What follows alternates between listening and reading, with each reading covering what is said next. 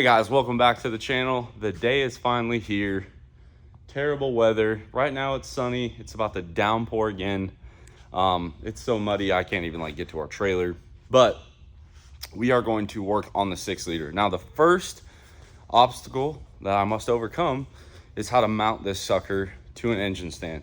I haven't done any 6-liters since we've been at the shop. So this is our donor motor here, courtesy of Logan Justice and his father.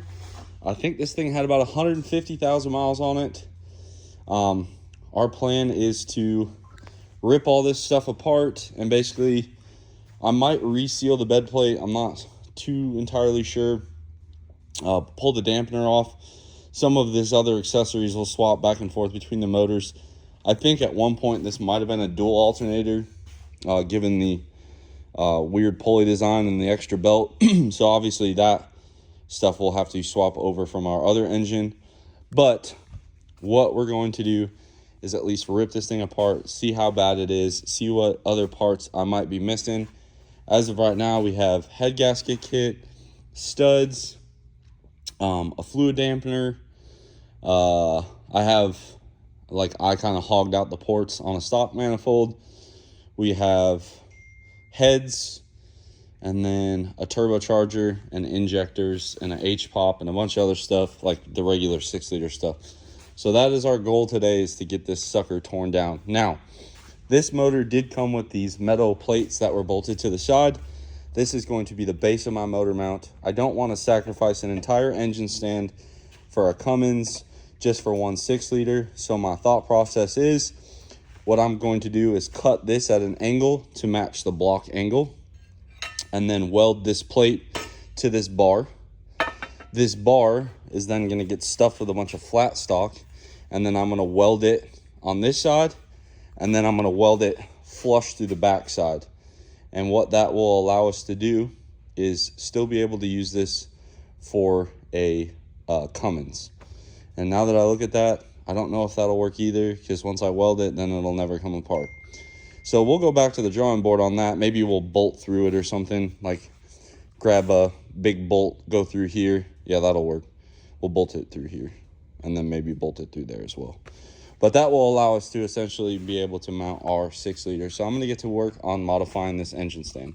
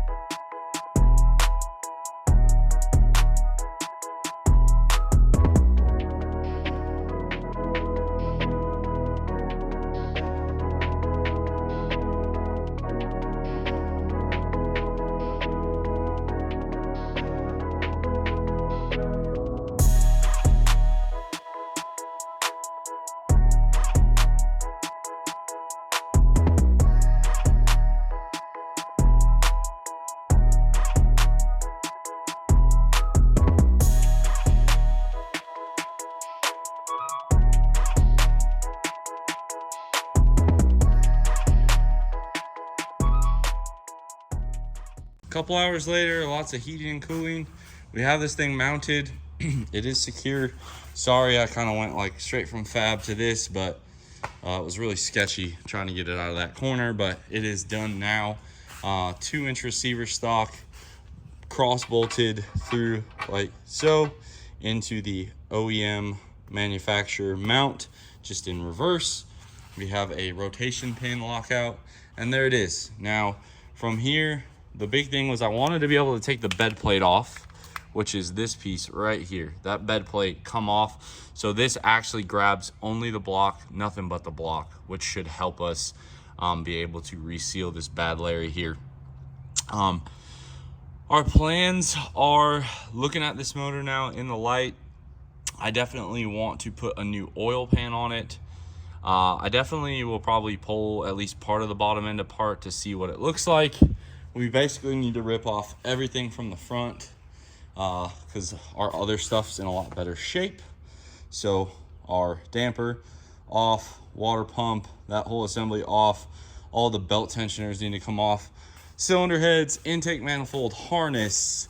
We'll get the converter off the back of this crankshaft as well and see if the rear main seal's leaking, stuff like that. So I'm gonna go ahead and clean up my ginormous mess from all this fab work we had, drilling a lot of holes and stuff, and then we'll start tearing this sucker down. Like I said, we're not gonna get too terribly far in this video, but getting it on a stand is already a big win for the day.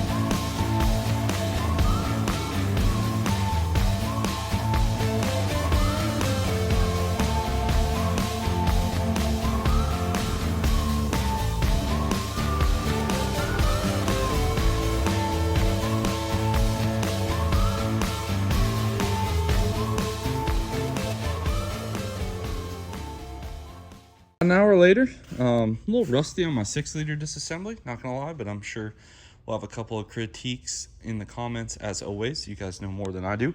But so we got it stripped down.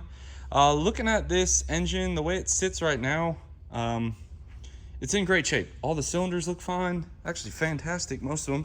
A couple of spider webs in there, but no rust, which is what is important. Let me get you guys a light. Cylinder walls appear to be, you know, what Logan said they were, about 150,000 miles. A little glazing, but all in all, not terrible. Definitely doesn't look like anything came apart or hurt them. Looking at the head gaskets, I actually don't think they were even blown, so crazy to think about, really. And yeah, now we're at our lifter trays, our oil branch tube, excuse me. Obviously, we got to take our flex plate and then our rear engine plate cover off to get access to the cam. For those of you guys that are new with 6 liters, Ford made a brilliant design call to actually have the cam come out the rear end of the engine. And you can now see the lifters right here and the camshaft. This is a hydraulic cam. These ones actually appear to be in decent shape. I'm not going to say, you know, mint, but it looks like they are still rolling, at least on these. And that is where the problem lied with our actual project truck, that 06 or 07 King Ranch. I don't even remember now, but this is where we're at. I sucked all the oil out of this engine, and I think what we're gonna do is we're going to clean the sides of the block, but it does not look as though our bed plate was leaking. It actually looks like we had some oil leaks from the back, maybe from the front here. So we do have to go into the oil pump, which is right here, to put our billet pump gears in, but I think we'll leave the front structure on. I also don't think we're going to pull the oil pan on this. Now, I know a lot of you guys might think that sounds crazy, but to us, where I can pull a cab and pull a motor in a weekend, roll it outside, it's not terrible. And it'll give us an opportunity to get some 6-liter content back on the channel, and get the ball moving. For those of you guys that are Powerstroke fans, I do apologize it took so long. You know, it is what it is. Obviously, UCC was very important to us, and now we're getting to this. So as far as subsequent videos on this, we will go ahead and get everything cleaned up, maybe on camera, maybe not. I'm gonna clean up this disaster that I've created. Really, it's kind of organized chaos, and get our block taped off. I think what we'll do is just tape the top and then hit it with some degreaser and stuff. Hindsight being 2020, I probably should have pressure washed it before I took the heads off, but you know what, we're here now, so we'll deal with it. But I do want to like clean the sides of the block off, maybe give it a little aerosol rebuild on the exterior, but everything looks in fantastic shape. These are 20 mil dowels on the heads, and we have 18 mil dowel heads, so a couple of things we're gonna have to flip flop, but we'll cover that on reassembly. So realistically on this project, we're looking at probably 1 or 2 videos of us either cleaning it and putting it back together or putting it back together.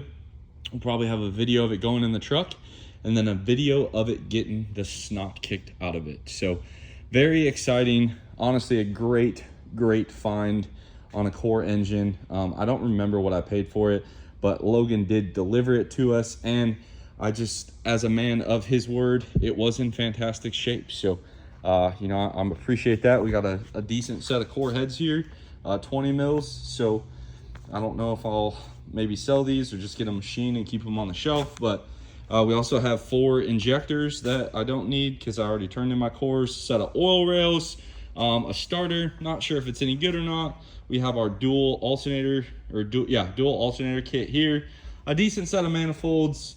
We have another intake manifold, which I have a different one for this. Exhaust manifolds that aren't cracked or nothing. And then we have a pretty decent harness. I'm not gonna say it's the best harness I've ever seen on a 6-liter Powerstroke, but it is actually in pretty decent shape. The only thing that got cut is the,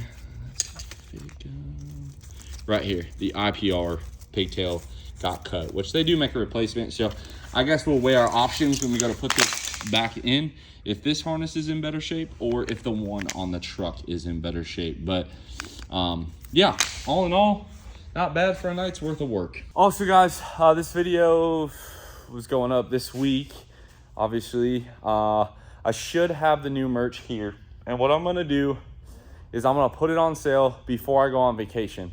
That's gonna give you guys 3 to 4 days to purchase something, and I will ship it out before I leave. After that, and I'll put a like YouTube short or a notification up saying I'm leaving for 9 days. I will not be shipping anything, but I will get to your orders as soon as I get back. So we'll do that. That way we can get the ball rolling on it. I'll do a video on the new merch and then also on the stuff that you guys have an opportunity to win. So if you're a 6-liter guy, give this one a big thumbs up. Drop your critique comments on how I suck at doing this. I always appreciate it. Or just, drop a comment, whatever you feel like. Subscribe if you're not already. And as always, guys, I will catch y'all on the next one.